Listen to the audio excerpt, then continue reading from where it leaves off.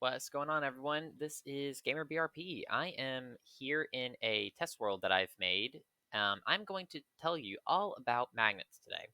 So basically, let's start with what does the magnet do?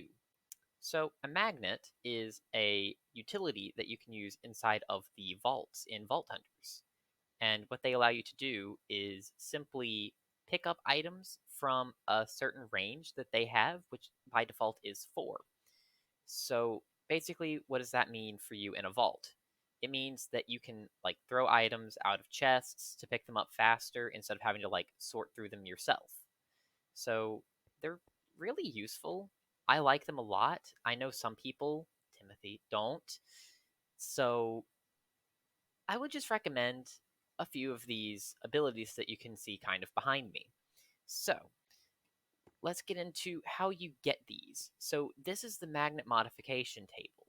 And the magnet modification table is made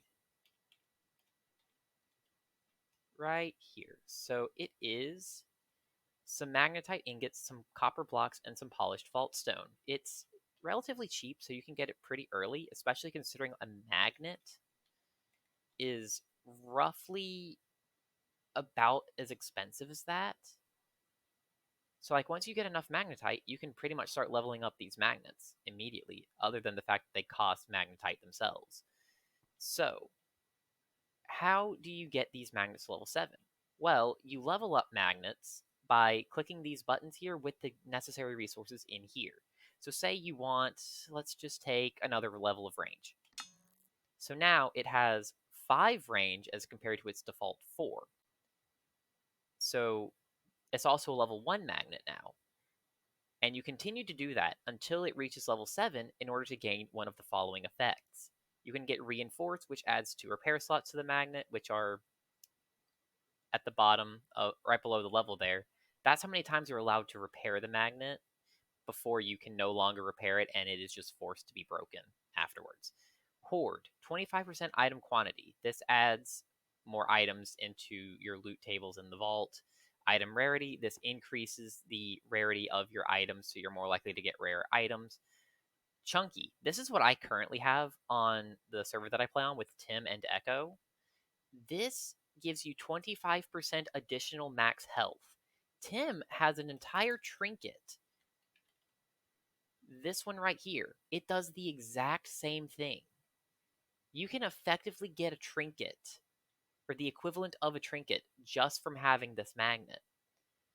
There's also Sharp, which adds 25% increased damage, and Soul Hunting, which adds 50% soul shards.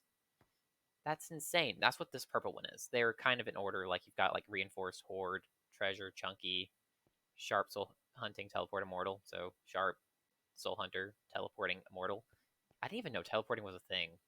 So teleporting will basically just makes items teleport to your magnet. I assume what that means. I haven't tested this out yet, so I assume what this means is those items will basically just be immediately teleported into the magnet holder's inventory rather than like thrown out and like has to recollect itself to you. It will just immediately go towards your inventory.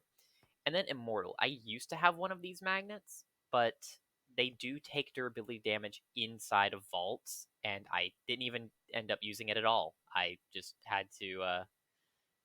I decided to make a pickup upgrade for my pouch, which is just one of these things. So, anyway, I would say Immortal is probably like just something that you would want to use in the overworld because it kind of guarantees that like your vault magnets, which I would prefer, maybe not necessarily a reinforced, but like any of these middle ones maybe. I don't know about teleport though. I don't know how much use that has, but any of these like percent increase stats here, I would use those in a vault. Those are very good for vaults, and I would highly recommend getting your chunky. I definitely like it, but if that's not for you, then you can take whatever else you want. So anyway, that is basically a brief description on these effects that you can get per magnet. And there's 8 total. And I don't think they have different weights, so you're pretty much equally likely to get teleporting as you are item quantity. And so here I also have done a little bit of math for you guys. So this is your chance to break the magnet. And this, of course, is cumulative. So basically, if you're getting it to like level, like say you want a level 5 magnet, there's a 41.86% chance that that magnet will be broken before it gets to level 5. The chance increases by 5% each time. So it slowly is decreasing the chance that your magnet will break. But it's, like, as you can see here, it's not by much. So you have like a 70% chance that your magnet will survive at level 7. But if you get it to level 7, there is a 70% chance that it actually will break, or roughly 70, 69.48. So the survival rate to get a magnet to get one of these effects is roughly 30.52%. So you're looking at losing about 7 in 10 magnets if you're trying this. So you better prepare a lot of magnetite, get some vault plating, probably craft a good bit of red vault essence, and make sure you have plenty of money, because getting these magnets to level 7 is going to be quite a task. Anyway, other than that, I believe that pretty much covers magnets. And just a note, they have announced Update 7, and I believe magnets may change.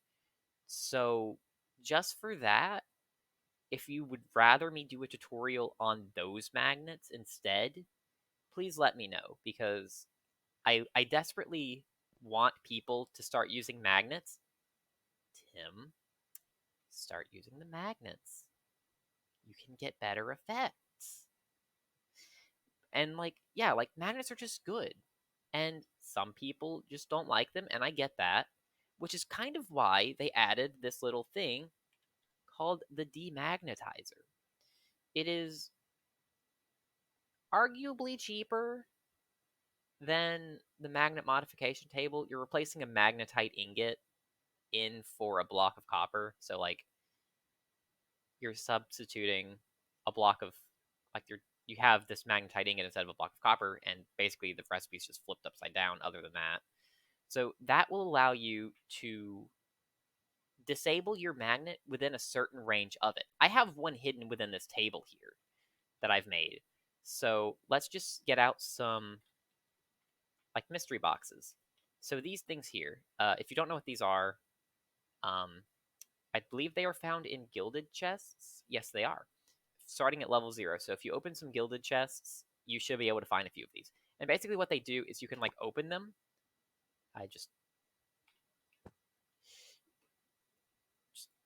Okay, you can open them, and they will give you either a random vault gem or like iron. I believe gold, emeralds, and diamond are also in this table.